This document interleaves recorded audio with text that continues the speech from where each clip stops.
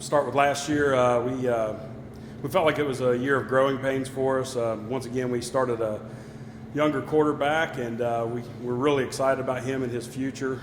In the past, we've started 3 different quarterbacks as freshmen, with being Tyler Harris and Kentre Greer, and we've also shuffled a guy here and there around in Shiley Kinney, who had to come in when Trey Murphy got injured against Capital a couple years ago. But Trey took over right off the bat, and he started off a little with some struggles. The game was a little faster than what he thought it was going to be, but as the year went on, he improved a great amount, and his completion percentage went up, and his touchdowns went up, and his interceptions went down, and he also became a better leader for us.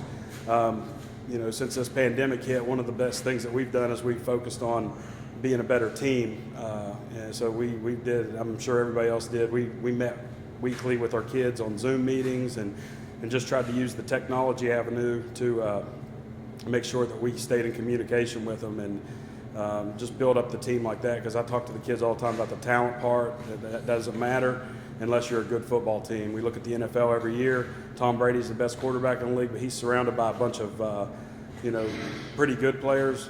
Everybody's good in the NFL, but they're not the elite that are at a lot of places making all the bigger money. So that's kind of what we're trying to do, is be a good football team together and understanding the person next for us and the importance for blocking for them. We let a few games slide last year. We felt that we did that to ourselves, but we feel like we can improve upon that. So it's good for a young football team, and they believe that we can overcome those adversities last year and make this season a special one for us. Yeah, we've had quite a few with Bosley and Zyke and Mari Lawton and Trey Dunn and Mondrell Dean. They've been coming in to see all those kids, and it's been fun for those kids. But at the same time, like with Zyke, who's had the most attention, it's just he's focused on his senior football season.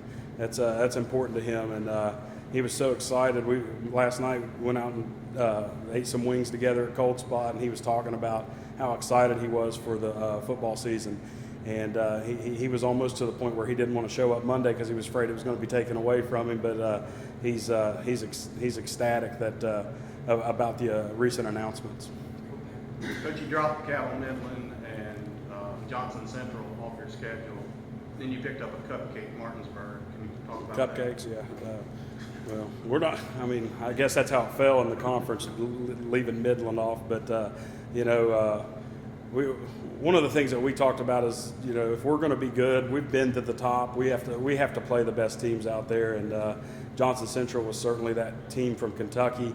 And while we took our butt whippings, we actually learned a lot about where we were. And when people talk about the Mountain State Athletic Conference, there's not a better conference in the state for football, but there's also not a better team right now than Martinsburg. So we felt like it was important to get them on our schedule, and when this pandemic hit and opened up a spot, so we have the opportunity to see where we gauge up against that caliber of team.